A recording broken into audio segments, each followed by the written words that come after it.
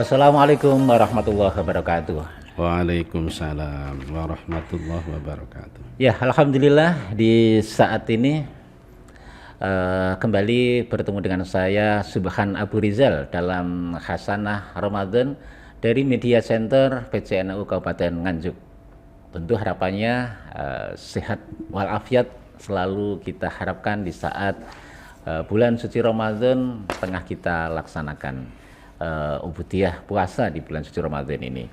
Dan bahagia sekali, senang sekali rasanya di saat ini, kesempatan ini kami sudah ada tamu kita, kiai kita dari jajaran Suriah PCNU Kabupaten Nganjuk. Beliau adalah Kiai Haji Kasir Mustafa yang sudah hadir di studio Media Center di saat ini. Kita akan langsung saja bersama beliau. Assalamualaikum Yai. Waalaikumsalam warahmatullahi wabarakatuh. Nggih, sehat-sehat Yai nggih. Alhamdulillah, doa restanipun paling sehat. Terima kasih matur suwun kehadirannya di studio Media Center di tengah-tengah kesibukan Yai mungkin di madrasah atau di pesantren yang memang bulan Ramadan ini padat-padatnya agenda ngaos ngeten nggih, Yai. Iya, alhamdulillah. Matur suwun mengganggu rutinitas jenengan di saat ini saged kersa rawuh nggih dhateng Media Center. Nah, tentu kami berharap kehadiran Yai bisa memberikan pencerahan, bisa memberikan khazanah. Jadi wawasan kepada kaum muslimin bagaimana meningkatkan kualitas puasa kita ini, ya itu yang kita harapkan. Ya, ya. Untuk itu di saat ini kita mohonkan bagaimana memaksimalkan ibadah Ramadan, puasa di bulan Ramadan ini ataupun ibadah-ibadah yang lain. Tentu harapannya adalah kebahagiaan. Itu hampir setiap orang ya. Itu pengen bahagia, nggak ada orang yang nggak ingin bahagia, itu nggak ada ya. Nah, dalam hal kaitan dengan itu mohon nasihatnya ya, bagaimana seseorang bisa meraih kebahagiaan itu di saat-saat saat seperti ini. Artinya kondisi di negara seperti ini, kondisi kita juga mumpung di bulan suci Ramadan. Monggo Yai. Alhamdulillah, Pak Subhan, panjenengan menanyakan bagaimana menggapai kebahagiaan, karena setiap manusia hakikatnya pasti ingin bahagia. Begini Pak, setiap orang secara normal pasti ingin menggapai bahagia.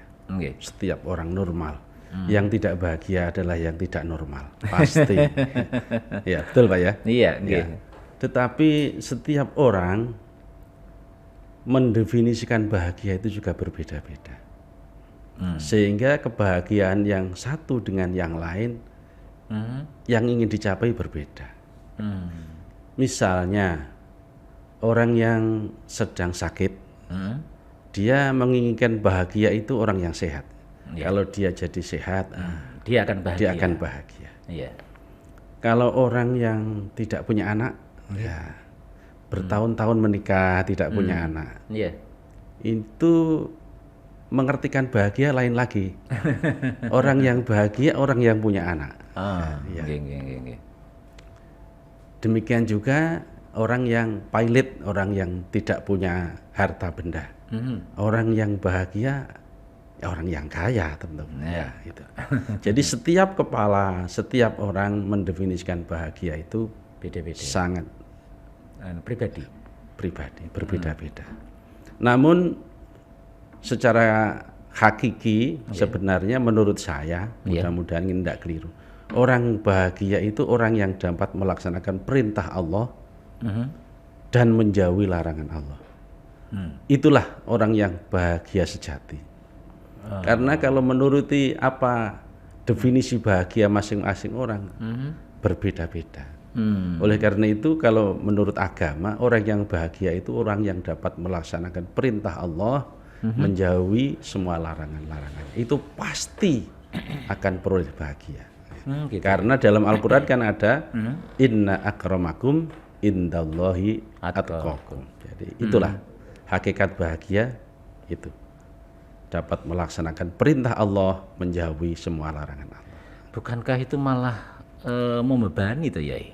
Ya, ya. Artinya ketika kita harus mau melaksanakan perintah saja sudah, wah ini sebuah perbuatan yang ini berat ini kalau enggak, kalau mau kita atau meninggalkan kan juga tapi malah bahagia. Bagaimana bisa ini ya? Iya, karena hakikat bahagia itu sebetulnya kan dari hati, dari hati.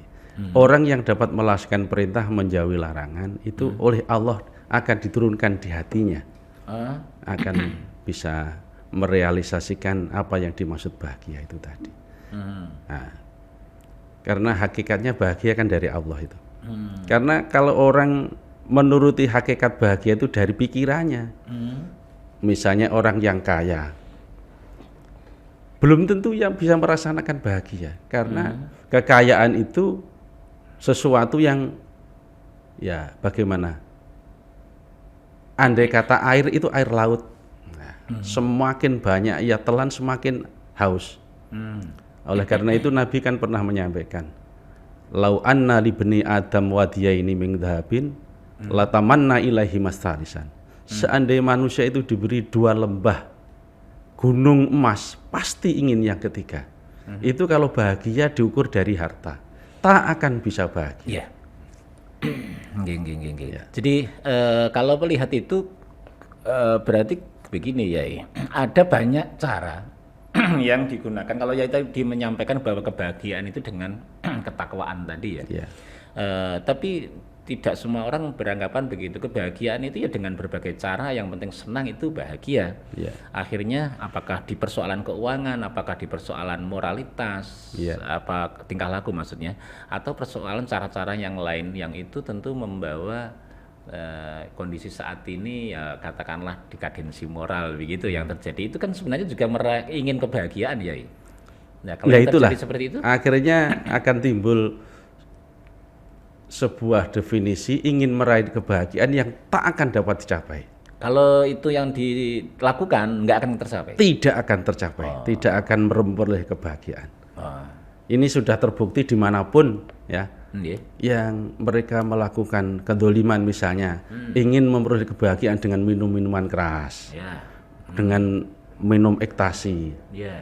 Menurut dia setelah itu dia akan bahagia, tetapi kenyataannya apa yang terjadi? Justru kerusakan yang diperoleh, pasti itu, karena itu melanggar aturan Allah. Jadi intinya kalau ingin memperoleh kebahagiaan sesuai dengan pribadinya, saya tabih dengan ini pasti akan bahagia, tak akan dapat, pasti itu. Kembalinya harus seperti tadi yang Yai sampaikan di depan tadi ya. Mau meninggalkan larangan dan menjalankan perintah. Kembalinya nanti di situ. Nah, ini mumpung bulan puasa ya, umat Islam tentu kita harus melaksanakan. Ada korelasi ya, ada hubungan antara orang meraih kebahagiaan dengan menjalankan puasa ini. Kalau dilihat dari sisi bagaimana dia menjalankan, bagaimana dia diperintah dan seterusnya ya. Ya, terima kasih. Hubungannya dengan puasa. Ini mudah-mudahan kita semua dapat melaksanakan puasa ini yang ada artinya. Karena maaf, Nabi pernah bersabda, kam min shaimin laisa lahu min syamihi ilal ju' wal ats. Banyak orang yang puasa dapatnya hanya lapar dan dahaga, tidak memiliki efek apa-apa pada dirinya. Oleh karena itu, orang yang menjalankan puasa harus menjaga dari segala sesuatu yang membatalkan, baik membatalkan puasa maupun membatalkan pahala puasa. Nah, sehubungan dengan perintah puasa, maaf, ini ada sebuah hadis yang berbunyi begini. Ini menunjukkan bahwa ibadah puasa ini ibadah yang sangat urgen, sangat penting. Bahkan Nabi Muhammad SAW bersabda hubungannya dengan puasa ini. Oral Islam ini maaf, saya ambilkan sebuah hadis yang berhubungan dengan masalah puasa. Oral Islami wa quwwataiduddin salah satun alaihinna usissal Islam man taroka wahidan minhunna fahuwa biha kafirun halalun damun. Ada 3 perkara yang menurut Rasulullah sebagai talinya agama Islam. Tali itu apa ya? Kira-kira Pengikat. Pengikat. Ya, pengikat. Ya. Siapa yang meninggalkan satu saja di antara 3 itu dianggap kafir. Bahkan halal darahnya. Hadis ini sepertinya keras sekali, keras. Ya. Tetapi ya itulah kenyataannya harus kita jalani. Jadi ada 3 hal sebagai pengikat atau tali Islam itu. Yang pertama, syahadatu alla ilaha illallah. Pertama, menyaksikan, bersaksi bahwa tiada Tuhan selain Allah. Yang kedua, wassolatul maktubah, melaksanakan sholat 5 waktu. Yang ketiga, wassaumi Ramadan, berpuasa di bulan Ramadan. 3 hal ini merupakan tali agama Allah Islam. Orang meninggalkan salah satu di antara itu, dianggap kafir. Ini peringatan keras bagi kita semua. Contoh, kalau orang meninggalkan syahadat, otomatis dia mengakui Tuhan yang lain. Iya. Otomatis itu kafir. Kemudian contoh yang berikutnya, wassolatul maktubah. Orang yang meninggalkan sholat juga sama halnya dengan meninggalkan syahadat. Oleh karena itu ada sebuah hadis lagi, ini maaf saya sampaikan. As-sholatu imaduddin, ini hadis sudah populer, semua sudah tahu itu ya. Faman aqamaha faqad aqamaddin wa man tarakaha faqad hadamaddin. Sholat itu tiang agama. Apabila ia melaksanakan, menegakkan sholat berarti tegak agama. Apabila meninggalkan sholat berarti runtuh agama. Demikian juga puasa. Sangat besar manfaat bagi orang yang melaksanakan puasa bagi kehidupannya. Apabila dilaksanakan dengan imanan wahtisaban, penuh keimanan dan betul-betul mengharapkan ridho Allah. Puasa yang demikian itulah insya Allah yang dapat menjadi obat. Andai kata diri ini sakit, andai kata sebuah diri ini rusak, obatnya itu. Oleh karena itu puasa Ramadan ini disabdakan oleh Rasul, kullu amalin ibnu adam lahu illa saum fa innahu li wa ana ajzi bih. Semua amal ibadah anak Adam itu kembalinya kepada dia. Kecuali puasa. Karena puasa itu hanya untuk aku dan aku sendiri yang akan membalasnya. Nah, apabila puasa ini dilaksanakan dengan baik, insya Allah akan bisa memperbaiki diri secara keseluruhan. Itu apabila puasa dilaksanakan dengan baik. Oleh karena itu sangat dianjurkan bagi kita berpuasa dengan betul-betul melaksanakan sebaik-baiknya. Niatnya yang baik, menjaga. Sebagaimana arti puasa itu, imsak, menjaga. Ya, menjaga mata, menjaga telinga, menjaga mulut, menjaga hati. Ya. Karena dengan puasa itu insya Allah kalau sungguh-sungguh puasanya akan bisa memperbaiki diri, termasuk memperbaiki hati. Maaf, ini saya lanjutkan dulu sebelum pertanyaan selanjutnya. Karena dengan puasa itulah hati manusia akan bisa bersih. Dengan bersihnya hati, insya Allah manusia itu akan merasa bahwa dirinya itu masih jelek. Karena kalau hati ini tidak diperbaiki dengan puasa, bahkan melaksanakan dosa, semakin bertambah dosa, nuktoh atau kotoran di hati itu semakin tambah, sehingga akhlaknya akan semakin rusak. Dengan puasa yang betul-betul hati akan bersih. Maaf, kalau hati tidak bersih, bisa sumber dari segala kejahatan. Ingat, panjenengan tahu Sayyidina Ali dibunuh oleh Abdullah ibnu Muljam. Ya, karena apa? Karena ya dia merasa lebih baik. Dia sebetulnya hafal Quran.